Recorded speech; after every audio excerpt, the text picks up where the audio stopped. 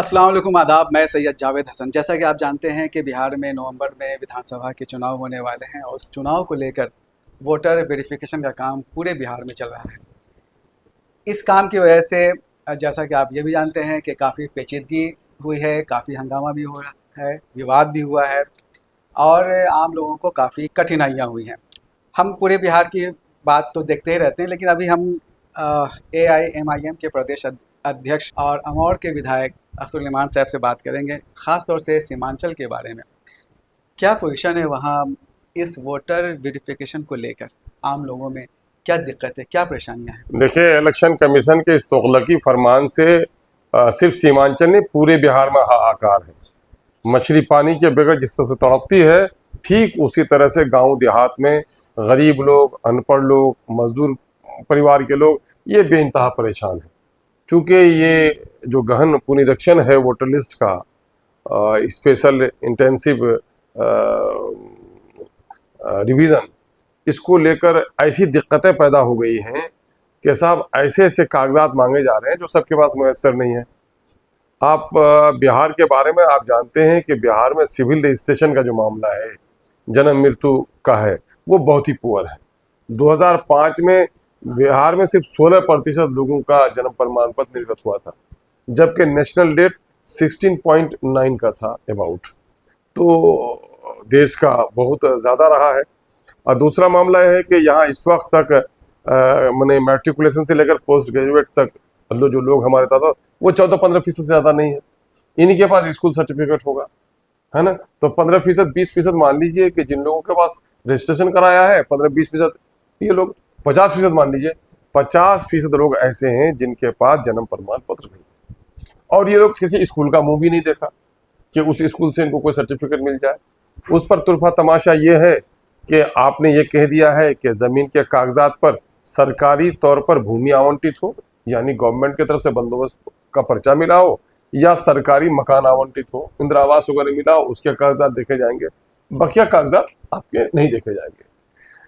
तीसरी तरफ का मामला ये है कि बिहार जैसा बाढ़ग्रस्त, जो आधा बिहार, नॉर्थ बिहार समझिए कि 6 महीना तो बाढ़ से प्रभावित रहता है। अभी हमारे इलाके में चलिए, नदियों में उफान है, तूफान है और आने जाने में दुश्वारियां हैं। बहुत सारे गाँव में अभी तक जो BLOs नहीं पहुंच पाए हैं, तो एक वो है।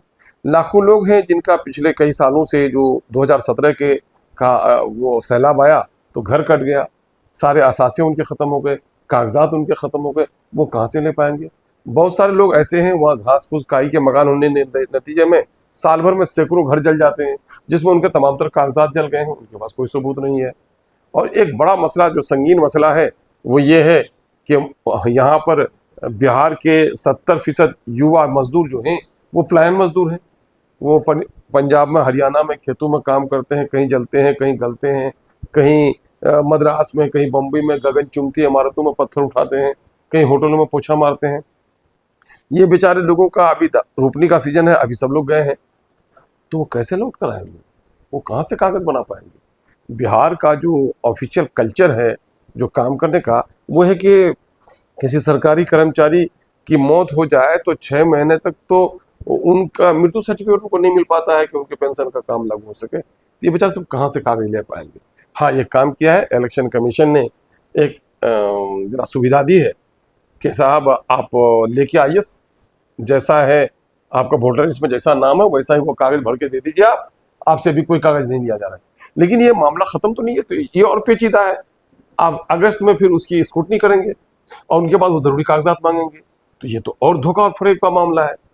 तीसरी तरफ एक बात यह है कि गहन पुनरीक्षण आपने 2002 में भी किया था, और 2002 के गहन पुनरीक्षण के बाद 2003-04 में इलेक्शन हुआ, वोटर लिस्ट तैयार हुआ, जिस 2003 को आपने कट ऑफ डेट माना है। तो आपने उसका इंटेंसिव रिवीजन कर लिया था, तब 2003 में का वो लिस्ट तैयार हुआ। तो जब वो लिस्ट तैयार है तो उसके लोगों से अब किसी किस्म का सबूत मांगना, तो इसके माने ये है कि आपने गहन पुनरीक्षण सही से नहीं किया, या आपको अपने किए गए कार्य पर विश्वास नहीं है, इसलिए तो उनसे तो किसी किस्म का कागज नहीं मांगना चाहिए कम से कम। और फिर साथ ही जब 2003 के वो वोटर वैध थे, गहन पुनरीक्षण में आपके सही पाए गए, तो उनके बाल बच्चे भी तो सही है ना, तो उनका वो सबूत 3 का वोटर लिस्ट का और उनके बच्चे हैं, ये एनफ है उनके लिए कि इनका बाप था यहाँ पर और इनके बच्चे हैं। तो मैं समझता हूँ अगर ऐसा कर दिया जाए तो बड़ी आसानी हो सकती है। मैं कहता हूँ भाई आपको संवैधानिक अधिकार है कि आप वो करें, इंटेंसिव रिवीजन करें, इलेक्शन कमीशन की जिम्मेदारी है और ये हम भी आपको सपोर्ट करने के लिए तैयार है। हम नहीं चाहते कि कोई डी वोटर सामने मरे, जो भारतीय है वही वोट दे सकता है। लेकिन मामला ये कि ये काम अगर आप चाह ही रहे थे तो अचानक क्यों ख्याल आया? कोई बिजली का करका आसमान से गिरने लगा क्या, जो औने पौने में आपने अभी शुरू कर दिया इस मौसम में, है ना? अगर ऐसा ही आप जरूरी समझते 2024 के इलेक्शन के बाद से शुरू कर दिए होते, या फिर अगर 2024 तक 2002 के बाद 2025 में आप कर रहे हैं, जब इतने दिनों तक नहीं कर सके तो इस इलेक्शन के बाद कर लेते, है ना? तो इससे कहीं ना कहीं लोगों को एक अंदेशा जाता है कि आया सामने के इलेक्शन को डिस्टर्ब करने के लिए कहीं केंद्र की सरकार तो किसी वजह से गैर महसूस तौर पर इलेक्शन कमीशन ऑफ इंडिया का इस्तेमाल तो नहीं कर रही है। लोगों को यह डर भी है। इसलिए साहब ये बड़ा खतरनाक पहलू है। इलेक्शन कमीशन ने यह कदम सोच समझ कर नहीं उठाया है, बगैर सोचे समझे उठाया गया कदम है। इसलिए हम लोगों ने कल जाकर के स्ट्रॉन्ग ऑब्जेक्शन किया है कि साहब आप इसको तत्काल मुलतवी कीजिए, इसकी मुद्दत को बढ़ा दीजिए और आम जनों के सर्टिफिकेट वगैरह इशू नहीं हो रहे हैं उनको इशू करवाने का मौका दीजिए। ये हम आपके काम में बाधा उत्पन्न नहीं करना चाहते हैं, लेकिन आम लोगों को जो कठिनाइयां है इसका हम समाधान चाहते हैं। कई संस्थाएं और पार्टियां सुप्रीम कोर्ट गई हैं, क्या एमआईएम भी गई है या जाने का इरादा रखती है? नहीं, हमारी तो पहले से तैयारी थी, लेकिन चूंकि इलेक्शन कमीशन से मिलना था तो इलेक्शन कमीशन को हम लोगों ने दिया है और मैं समझता हूं कि मेरी मुलाकात तो रही है वकीलों से पहले भी, मेरी तरफ से भी इंशाल्लाह अनकरीब सुप्रीम कोर्ट में मुकदमा दायर होने की खबर आपको पहुंच जाएगी। तो आप लोग इलेक्शन कमिश्नर से मिले, क्या उनका रुख? नहीं, हरचंद के उन्होंने हम लोगों की बातों को और जनाब बैरिस्टर असदुद्दीन ओवैसी साहब की बातों को बहुत तवज्जो से सुना, लेकिन उसके बावजूद भी ऐसा लगा कि वो कोई टाइम रिलीफ देने के लिए तैयार नहीं है। और इस वक्त सबसे बड़ा मसला बिहार के मजदूरों का है। हमारा इलाका अमौर है ना, मतलब 7-8 नदियां हैं, लगभग 2000 घर सिर्फ 2023 के अक्टूबर में 22 के अक्टूबर में कटे, अक्टूबर के महीने में कटे। तो भाई उन बेचारों के पास कागजात नहीं है और ये मामला पूरे बिहार का है। आप कोसी से लेकर के पूरा सीमांचल तक का जो पट्टी है सैलाब से मुतासिर है। इसलिए हम लोग समझते हैं कि उम्मीद रखते हैं कि इलेक्शन कमीशन हम लोग की बात पर गौर करे। उन्होंने जो तत्कालीन जो एक सहूलत दी है, ये सहूलत काफ़ी नहीं है, बल्कि हम लोग जिन बिंदुओं पर बात उठा रहे हैं कि 2003 में इंटेंसिव जो रिवीजन है उसके बाद, तो उनको आप सही मानिए, उनके बच्चों को सही मानिए और बाकी लोगों को कागजात तैयार करने दिए, उसके बाद आप गहन निरीक्षण कीजिए, हमें कोई दिक्कत नहीं। इससे जुड़ा एक सवाल ये है कि डिप्टी सीएम सम्राट चौधरी ने एक बड़ी बात कही है, बल्कि विवादास्पद बात कही। उन्होंने कहा है कि जितने आवेदन 5 महीने में किशनगंज में आते थे उतने एक सप्ताह में आए हैं। वोटर सर्वे के बाद से लगभग 1,70,000 आवासीय प्रमाण पत्र के आवेदन किशनगंज में आ चुके हैं। घुसपैठिए वोटर बनने की कोशिश कर रहे हैं। और उन्होंने एक बाइट में, जैसा कि हम अभी सुना देते हैं, उन्होंने कहा है कि घुसपैठिए को हम वोटर नहीं बनने देंगे और भगा के रहेंगे।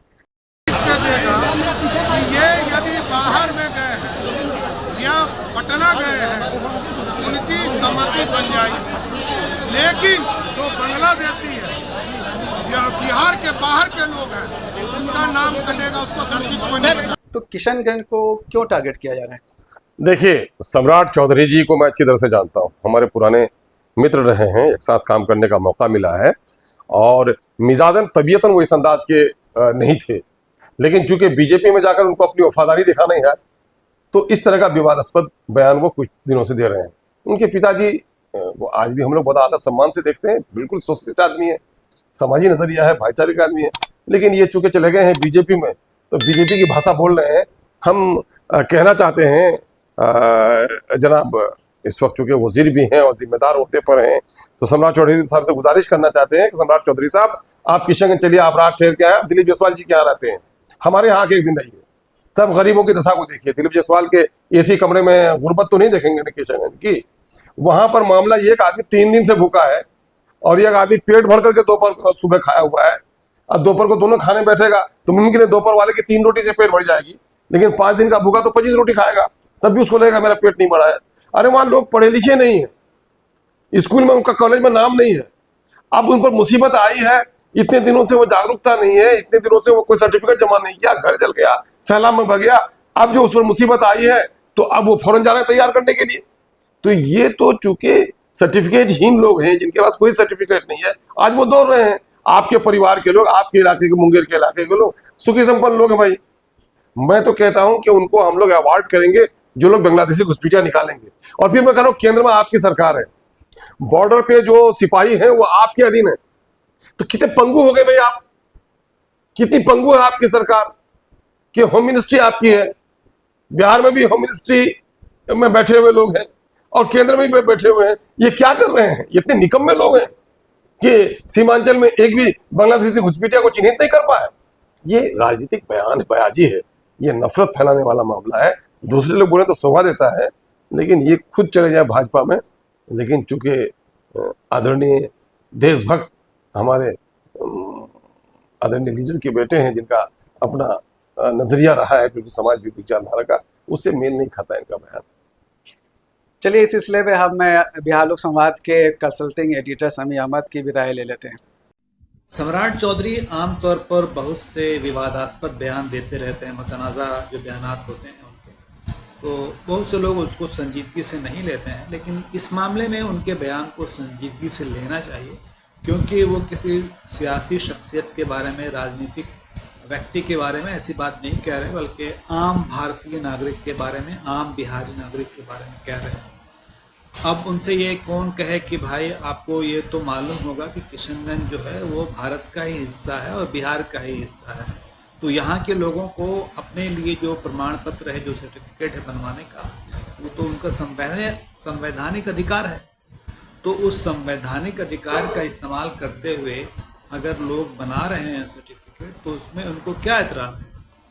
उनकी बात को दो तरह से समझा जा सकता है। एक तो ये कि इस वक्त हर जगह, हर ज़िले में लोग अपने सर्टिफिकेट्स बना रहे हैं, क्योंकि चुनाव आयोग का आदेश है कि आप अपने जो आप अपना वोटर कार्ड के लिए या वोटर लिस्ट में शामिल होने के लिए जो फॉर्म भर रहे हैं, उस फॉर्म के साथ आप ये दस्तावेज़ देना है आपको। तो जिनके पास नहीं है वो जाहिर है अपना दस्तावेज़ बना रहे हैं, और इसमें हिंदू मुसलमान सब शामिल हैं।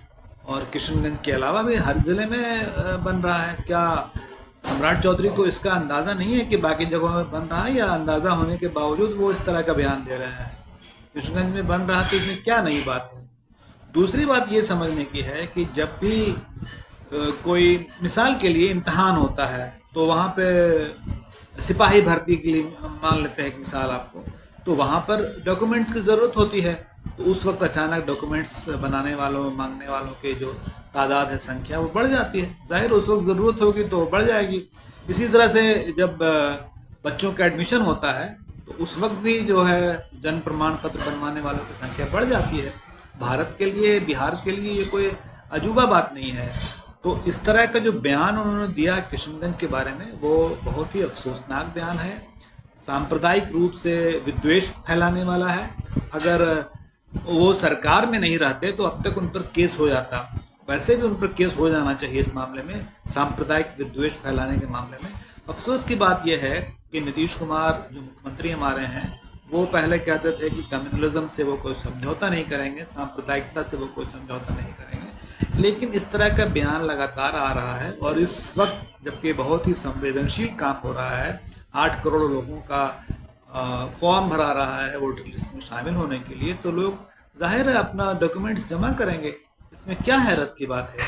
और एक बात यह है कि अगर उन्हें लगता है कि ये घुसपैठिए कर रहे हैं, तो ये दरअसल सीधे नीतीश कुमार की सरकार पर हमला है, क्योंकि नीतीश कुमार पिछले 20 साल से यहाँ पे सरकार में है, मुख्यमंत्री हैं, और 11 साल से भारत सरकार में, जो केंद्र में भारत सरकार है, वो जो केंद्र की सरकार है भारत की, वो उसमें भारतीय जनता पार्टी शामिल है। नरेंद्र मोदी जी प्रधानमंत्री हैं, अमित शाह जी गृह मंत्री हैं। तो इससे तो लगता है कि इन तीनों व्यक्तियों की, नीतीश कुमार की, अमित शाह जी की और प्रधानमंत्री नरेंद्र मोदी की, ये पूरी तरह विफलता है कि इनके हाथ में सब कुछ है।